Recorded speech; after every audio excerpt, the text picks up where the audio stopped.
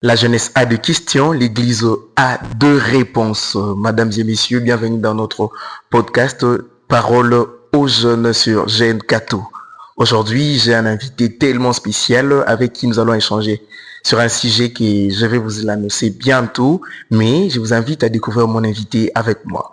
Monsieur l'abbé, bonjour. Bonjour. On vous appelle comment et puis vous occupez quel poste au sein de l'Église? Je suis Léonard Santédi, prêtre de l'archidiocèse de Kinshasa, et pour le moment, je suis recteur de l'Université catholique du Congo. Ah, raison pour laquelle vous êtes en tour. On ne porte pas la touche chaque jour, c'est à des occasions spéciales, et celle-ci est une belle occasion, une belle opportunité comme professeur d'université, éducateur, de porter cette tenue qui symbolise vraiment la mission et l'autorité de l'éducateur dans le service de l'enseignement, de la recherche et de ce que nous rendons à la société comme service, comme témoignage. Vous comprenez avec moi que nous recevons aujourd'hui l'abbé Léonard Santédi, recteur et professeur à l'Université catholique du Congo, avec qui nous allons échanger sur l'éducation chrétienne dans l'Église catholique. Alors, monsieur l'abbé, selon vous, c'est quoi l'éducation chrétienne?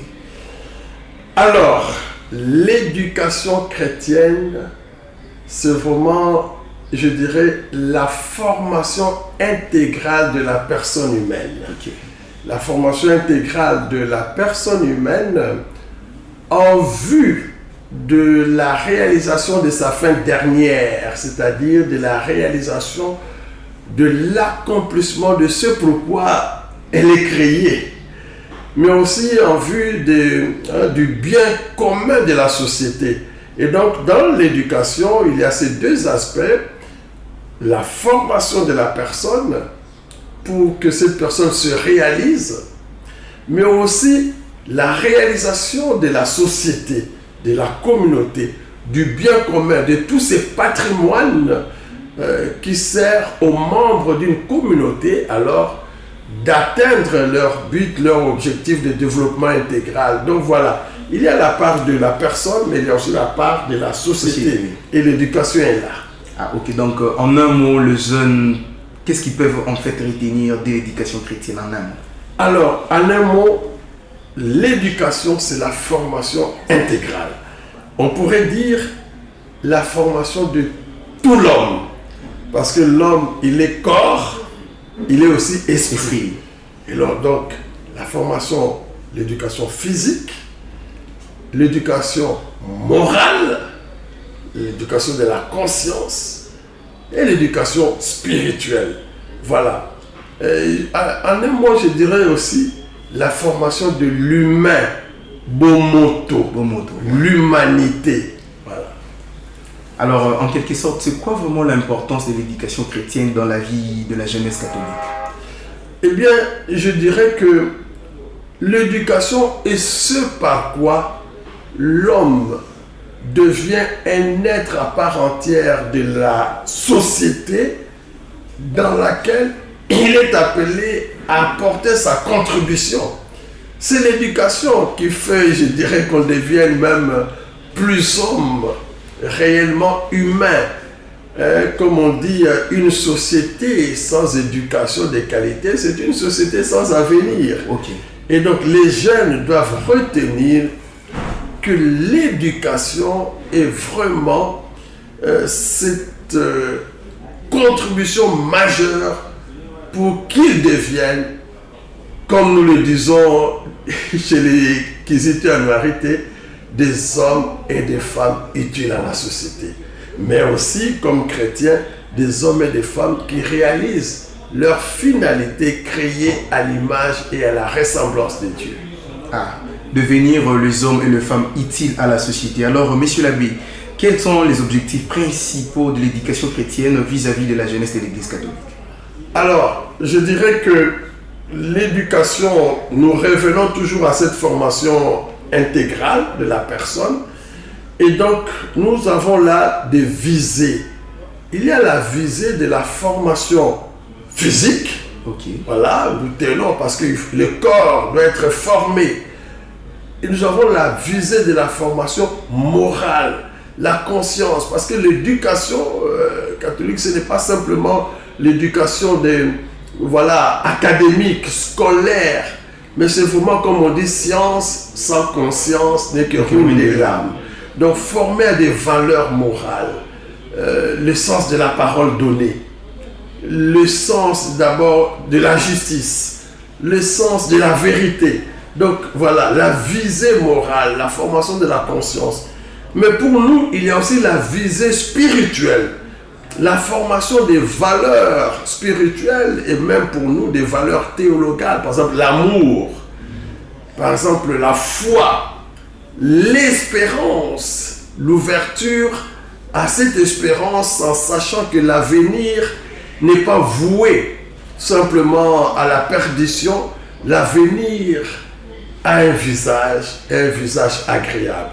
Et donc, voilà cette visée. Pour nous, d'ailleurs, l'école deviendra même un lieu d'évangélisation, l'éducation, pour l'affermissement aussi de la foi, l'ouverture à l'humanité, à l'humain intégral, à l'humain authentique, à l'humanité, à devenir des hommes, beau motto. Voilà, quelqu'un qui est éduqué, c'est celui qui se sent humain, qui respecte l'humanité aussi de l'autre, qui reconnaît qu'il y a des valeurs que tout homme, toute femme, quels que soient les mobiles qui commandent son action, ne peut pas profaner. Il y a des valeurs qu'on dit, moi je suis éduqué, ça, non.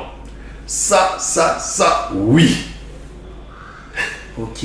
Maintenant, cher père, si vous le permettez, nous allons prendre une question d'une de jeunes de l'archdiocèse de Kinshasa qui s'appelle Lissi Moutelissi. Elle veut tout simplement savoir, est-ce que la paroisse ou encore le parent ont-ils un rôle important dans l'éducation chrétienne?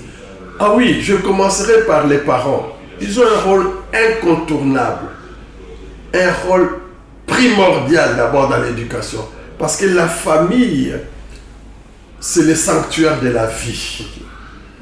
Et les parents ne mettent pas seulement au monde l'enfant, mais ils éduquent cet enfant. C'est là où on apprend à appeler tel yaya, aîné, à appeler tel papa. C'est dans la famille. Et donc, transmettre la vie, mais transmettre aussi des valeurs qui vont faire éclore cette vie.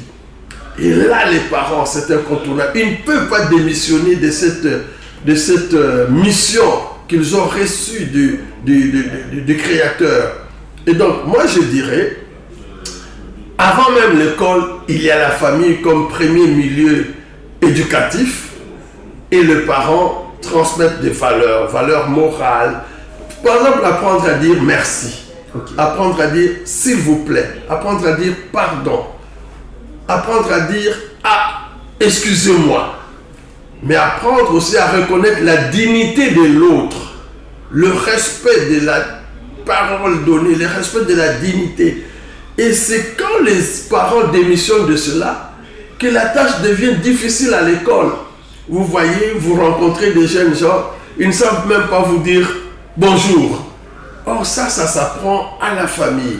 Et donc je dis que la famille n'a pas pour mission simplement de procréer, de donner la vie, mais aussi d'accompagner cette vie par l'éducation aux valeurs morales, aux valeurs spirituelles, la croissance auprès des bien-aimés, donc l'amour, la croissance, c'est là qu'on découvre l'amour dans la famille, qu'on doit découvrir parce que ce n'est pas toujours le cas, hélas, mais c'est là qu'on doit découvrir. Et il y aura l'État aussi qui a son rôle, après l'école qui doit veiller au bien commun. Et puis il y a l'Église, alors les paroisses, les écoles, l'Église, l'école, je dirais, c'est un lieu précieux où l'on doit apprendre à partir de l'enfance, des valeurs de paix, des valeurs de regarder l'autre comme un frère, une sœur, qui n'est pas mon frère biologique, mais je les rencontre à l'école, j'apprends. à s'ouvrir à l'humanité. Et l'école, c'est aussi le lieu où on doit bâtir des personnalités, apprendre aux uns aux autres à vivre ensemble, à travailler ensemble, à espérer ensemble, à construire ensemble l'avenir de la nation, l'avenir de la société, l'avenir de l'Église. Et pour nous, dans l'Église catholique, l'éducation catholique, c'est aussi les lieux de l'apprentissage de l'amour de Dieu, comme dit Éphésiens 4:13, jusqu'à ce que nous puissions atteindre la stature du Christ. Vous voyez? Donc l'école, le pape Jean-Paul II disait justement que l'université est née ex corde ecclesiae. Donc l'université est née du cœur même de l'Église. Voilà. Et donc, l'éducation trouve dans les communautés chrétiennes, dans les paroisses, vraiment un lieu, un socle pour s'épanouir. Et le pape Benoît XVI, dans Afrique Munus, l'engagement de l'Afrique, l'exhortation après le synode, deuxième synode africain, dira: l'éducation doit être un laboratoire d'humanisation. C'est là où on doit utiliser le mot fabriquer, mais laboratoire, faire sortir des hommes pleins, des hommes d'excellence, des hommes d'élégance, des hommes de compétence. Et je dis toujours, quand la compétence rencontre l'élégance et l'excellence, cela donne une éminence. Alors on forme des éminentes personnalités. Alors, monsieur l'abbé, vous pensez que la famille, parlant de l'éducation chrétienne, vous pensez que la famille vient avant l'Église ou ça se complète les deux? Bon, ça se complète, mais moi je dirais ça commence dans la famille. Ok. On est d'une famille. Et d'ailleurs, prenons l'exemple même de la famille, de la Sainte Famille. Joseph, Marie protège l'enfant, l'amène au temple. L'amène au temple. Marie le protège quand Hérode veut tuer. En écoutant la parole de Dieu, il l'amène en Égypte, la fuite en Égypte. Il donne un nom. Et donc, la mission primordiale de la famille, même si je dirais que cette famille est à l'écoute de la parole de Dieu, qui est fondamentale, voilà, mais c'est la famille et l'Église, alors dans la communauté paroissiale, vient prendre aussi le relais avec des mouvements d'action catholique.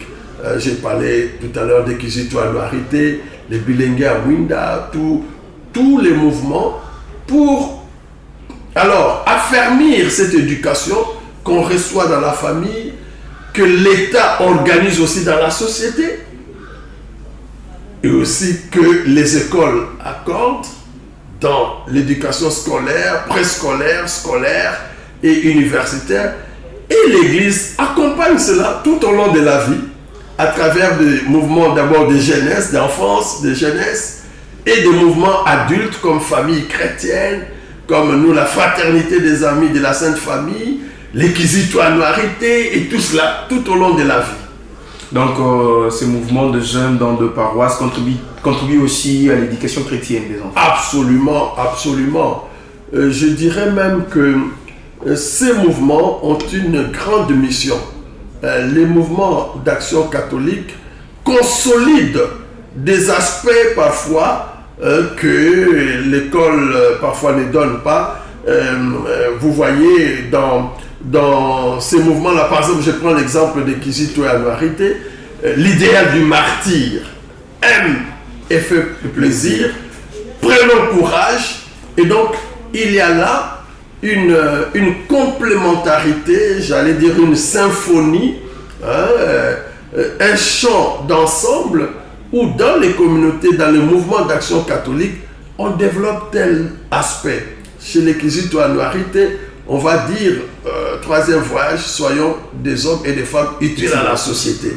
On va développer cela, on va développer le sens de la créativité par des jeux, le sens aussi de l'observation. Dans le scoutisme, dans la famille chrétienne, on va développer tel sens. Dans les Bilingues à Mwinda, on va développer la lucidité, voir clair, l'option fondamentale, le rayonnement, comment rayonner comme adulte rayonnant. Donc voilà, il y a une complémentarité entre l'école et les communautés paroissiales dans le mouvement d'action catholique. Alors, monsieur l'abbé, prenons une question d'un jeune Stéphane Kabea qui pose cette question. Dans ces mondes remplis aujourd'hui des antivaleurs, comment est-ce que l'Église catholique compte préserver l'éducation de la jeunesse? Ah, très très bonne question. Le monde aujourd'hui est rempli d'antivaleurs. La société tire nos jeunes vers le bas. Et la question de notre jeune, c'est vraiment une interpellation pour nous éducateurs. La première chose, moi je dirais, c'est le témoignage des éducateurs. Les jeunes écoutent plus le témoin que de beaux discoureurs, de beaux parleurs. Je crois qu'il y a là un témoignage. L'éducation, je me dis toujours que ce n'est pas simplement une profession, c'est une vocation. Okay. Et donc, l'Église doit donner à ces jeunes des modèles. Et le cardinal Maloula, j'aime bien ce pasteur qui était un prophète et un poète. Il disait, nos jeunes ont besoin de modèles. Sommes-nous des modèles? Pour que, alors que la société tire vers le bas, ces jeunes disent, non, moi je vois tel modèle, tel exemple. Si je me réfère à ma vie, moi j'ai trouvé à l'abbé Michel Gérard, paix à son âme, ces grands pédagogues, ces grands éducateurs qui avaient l'allure, la stature, la culture, l'envergure d'un éducateur né, passionné. J'ai trouvé un modèle. Un homme qui s'est dévoué pour les autres. Je donne juste un exemple. Il est avec nous dans le scoutisme. Il doit aller avec nous en camp de vacances. Et il apprend que son père est mort en Belgique. Doit-il nous laisser? Ou doit-il rentrer? Doit-il être avec nous? Ou doit-il nous laisser pour aller enterrer son père? Il a dit ceci: mon père aimerait que je donne priorité à mon travail comme éducateur de la jeunesse. Eh bien, je reste avec vous. Voilà. Voilà un exemple qui, moi, m'a marqué et qui me fait dire qu'il y a des priorités dans la vie, que l'homme a des valeurs que, quel que soit le mobile qui commande son comportement, peut laisser. J'ai trouvé un modèle en lui et je me disais, moi, demain, je serai un enseignant. À l'exemple de ces messieurs. Bon, il y a d'autres. Le cardinal Maloula disait. C'est pourquoi, moi, je dis, d'abord, des modèles. Ensuite, éduquer les jeunes à la combativité. Non pas à la loi du moindre effort, à la facilité. Aujourd'hui, tout le monde dit, on fait comme ça. Ah, ben, est-ce que, excusez-moi l'expression, est-ce que Yom Tourboum Samboko, on roule à contre-sens. Vous voyez là, vous voulez même dire, personne, et maintenant, tout le monde aussi dit, bon, c'est comme ça. Mais non, ce n'est pas comme ça. Et c'est là, ce que le cardinal Maloula nous a appris, l'émergence. Il faut éduquer les jeunes à l'émergence. L'émergence a deux aspects. L'aspect presque négatif, c'est le refus de la médiocrité. Okay.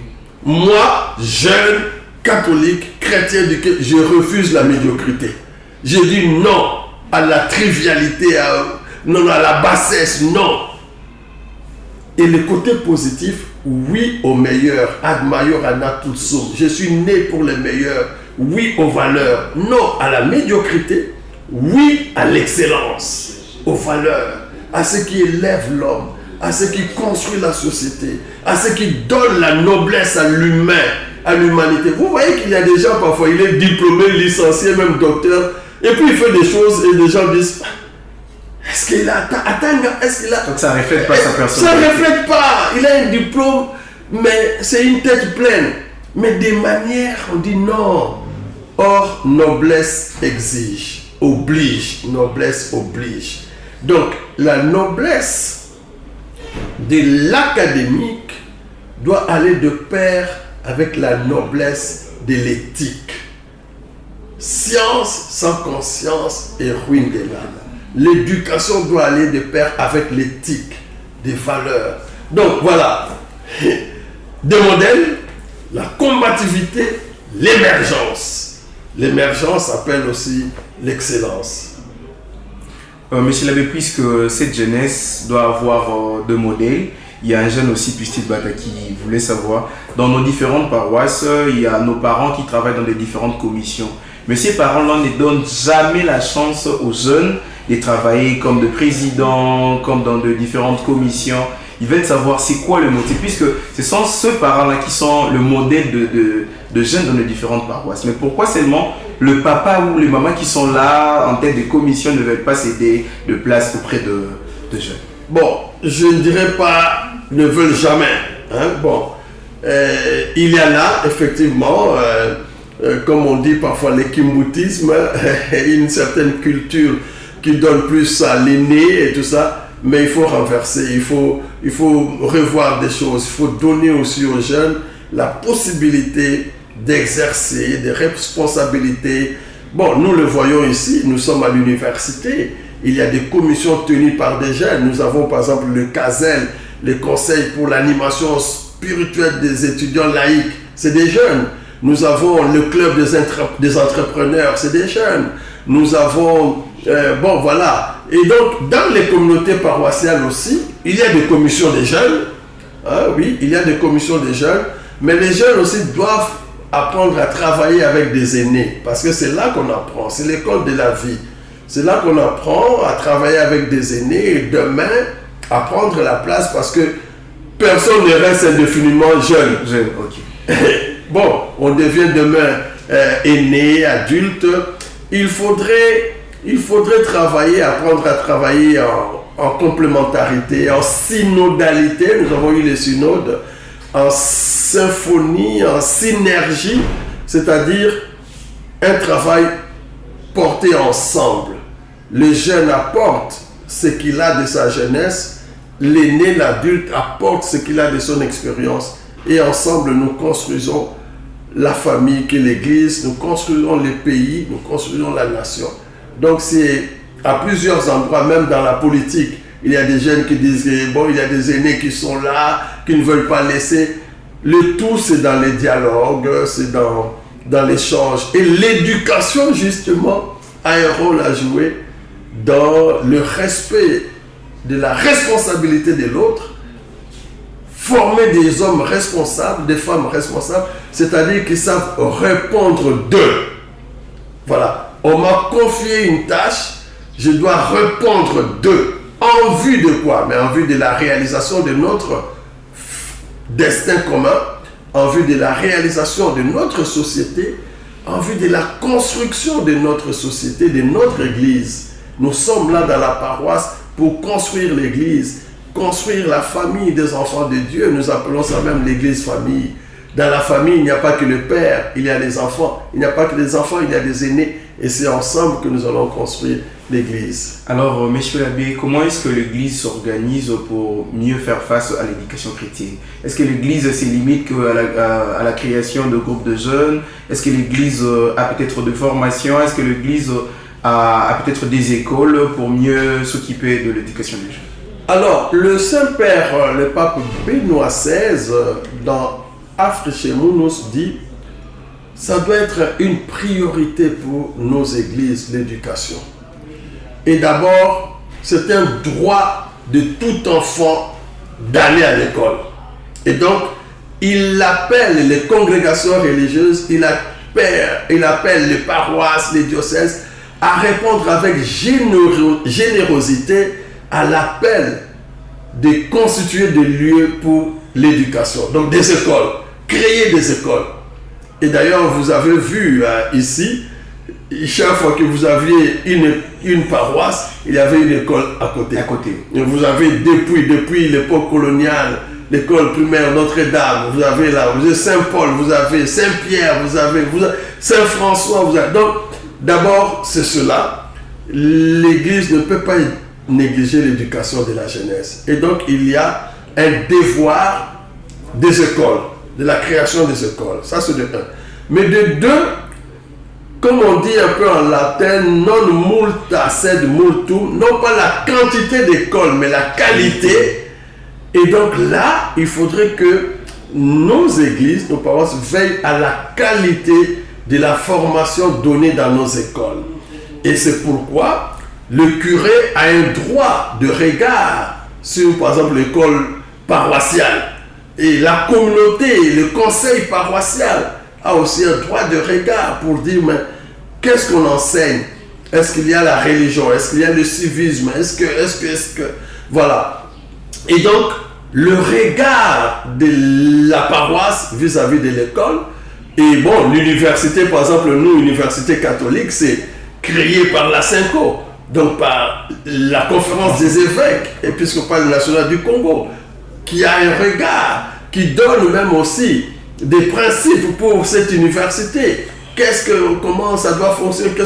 Il y a des congrégations religieuses qui ont créé aussi. Vous avez l'université de Masno, l'université Saint-Augustin, l'université Loyola. L'archidiocèse de Kinshasa a créé aussi l'université Omnibus. Donc vous voyez cette sollicitude de l'Église pour l'éducation, parce que vraiment l'éducation c'est un laboratoire d'humanisation. Si nous voulons des chrétiens engagés pour la transformation, la transfiguration de notre société, de notre Congo, comme nous disons, bâtir un Congo plus beau qu'avant, il faut que nous commencions à nous investir dans l'éducation pour donner des hommes et des femmes pétris de valeurs, non pas seulement intellectuelles, mais aussi morales et spirituelles. Et donc là,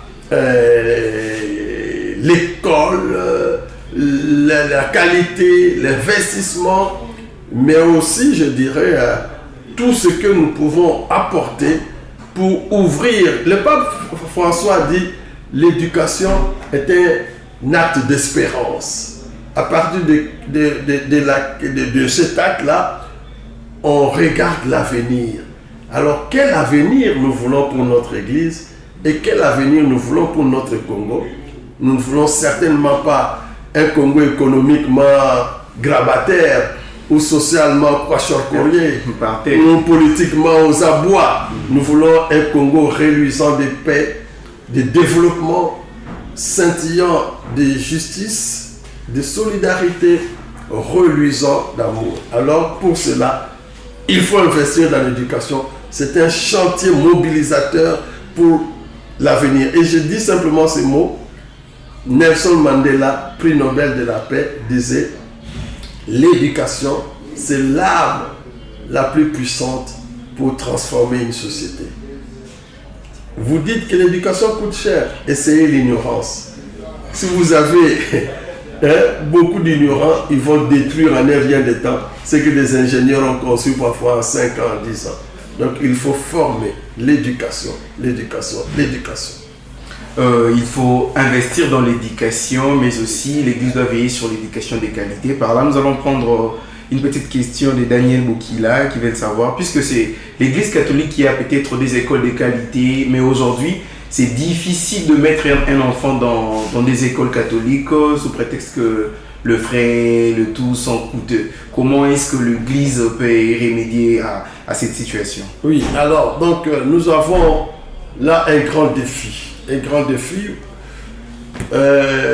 Déjà dans nos églises, dans nos écoles conventionnées catholiques, je crois que on va maintenir l'équation de la qualité, mais aussi des moyens pour que cela puisse subvenir à tout le monde. Je crois que cela, mais si je veux prendre l'exemple de l'université, nous avons, par exemple, nous, à l'université catholique, un véritable défi, un grand problème, c'est que l'éducation coûte cher. Nous sollicitons des subventions de l'État parce que l'État reconnaît que nous sommes en train de faire un travail d'utilité publique. Un travail de qualité. Les jeunes que nous formons ici, ce sont des jeunes de la République. Demain, ce sont des juges, des magistrats, ce sont des médecins dans la faculté de médecine, ce sont des journalistes, des communicologues, ce sont des économistes de l'État, ce n'est pas des privés.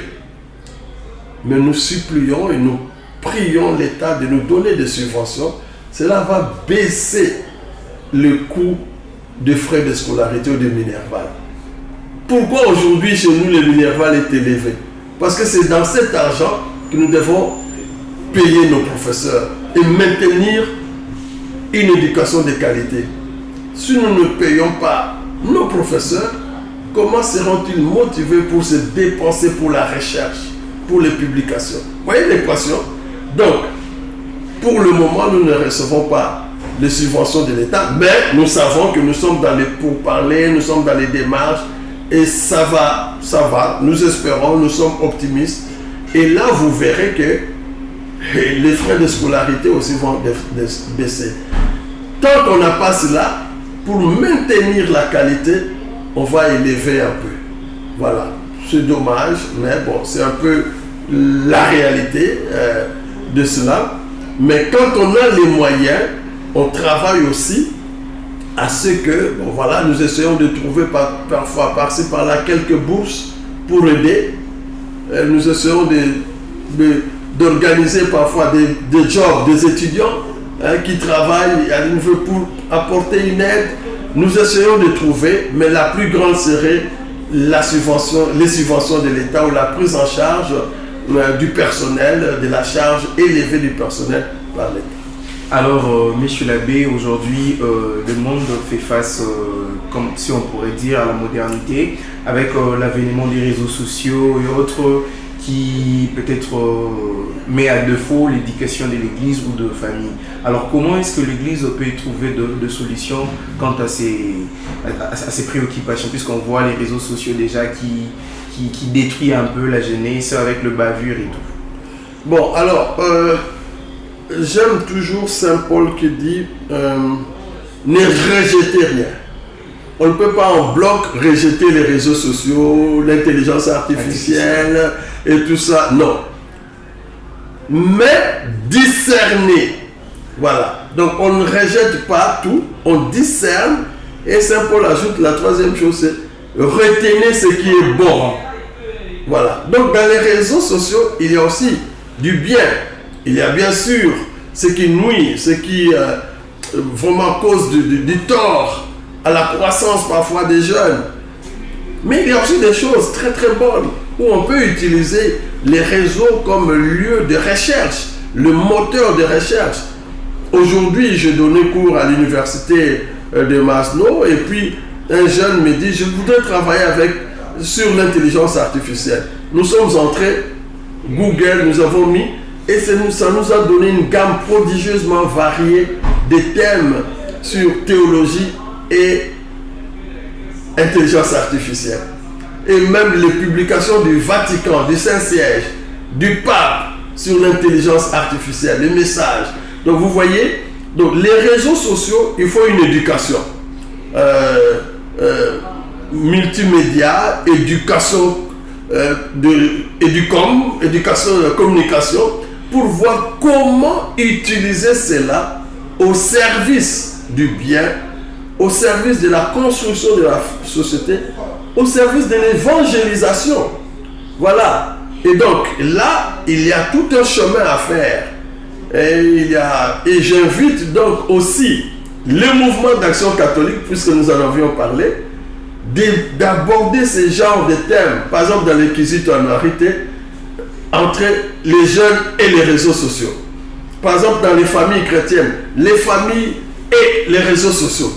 Et par exemple, dans les bilingues, voilà. Donc, et nous aussi à l'école, d'ailleurs, les derniers conseils d'administration de l'université catholique nous invitent à ne pas considérer seulement l'intelligence artificielle comme quelque chose de négatif que nous devons combattre, mais à utiliser positivement l'intelligence artificielle pour les cours, pour les recherches, pour aller plus loin dans l'inventivité, dans la créativité. Et bien donc voilà, il y a tout un domaine de recherche et moi je suis optimiste. Je sais il ne faut pas négliger l'aspect parfois pervers, d'utilisation parfois malheureusement néfaste de réseaux sociaux pour nuire, pour diffamer. On peut détruire l'honneur de quelqu'un sans vérification, sans analyse, mais on peut aussi apporter du bien. Et c'est là que la jeunesse catholique est de discerner. Ne prenez pas simplement, les réseaux ont dit ça. Discernez et retenez ce qui est bon, ce qui est noble, ce qui élève l'homme, ce qui construit la société, l'église, l'humanité, l'humanité en général. Et le pape Jean-Paul II martelait ce mot éducation et éthique. Ici à l'Université catholique du Congo, nous prenons comme thème l'éducation, l'université au service de l'humanité. Donc une humanité où il y a des valeurs. Parce que nous croyons en une humanité, en une société qui se construit sur une base de valeurs. Valeurs morales, valeurs spirituelles. Ouais. Voilà, retenez ce qui est bon et noble. Monsieur l'abbé, vous êtes récemment, on venait de vous nommer président intérimaire des universités d'Afrique de Madagascar. Alors, qu'est-ce que vous pouvez dire à la jeunesse de l'Église catholique aujourd'hui concernant l'éducation? Je dis l'éducation, c'est vraiment une vocation. Je reprends encore le mot, l'éducation, c'est un laboratoire de valeurs. Et l'éducation, c'est le lieu de l'accomplissement de la personne humaine, de la réalisation de notre destin commun. Mais pas n'importe quelle éducation, l'éducation de qualité. Alors, je suis président de la SUNICAM, ça s'appelle comme ça, l'Association des universités catholiques d'Afrique et Madagascar. Nous avons des objectifs communs pour que cette qualité soit présente dans toutes les universités catholiques d'Afrique, comme aussi au niveau du monde. Il y a la FIUC, la Fédération internationale des universités catholiques. Il y a au niveau de l'Afrique, il y a aussi au niveau du Congo, la SUNICACO, l'association des universités catholiques du Congo. Alors, l'idéal est le même. Travailler dans nos institutions d'enseignement et de recherche à l'éducation intégrale, à la formation intégrale de la personne humaine en vue de sa réalisation, mais aussi en vue du bien commun de la société. Vous savez que c'est par l'éducation que nous recevons des compétences pour servir notre société. C'est par l'éducation que l'on forme un médecin. On ne prend pas quelqu'un, bon, j'ai pris pour toi, tu deviens médecin. On ne prend pas quelqu'un, j'ai pris sur toi, tu deviendras ingénieur. Je ne prends pas quelqu'un, j'ai pris sur toi, tu deviens juriste.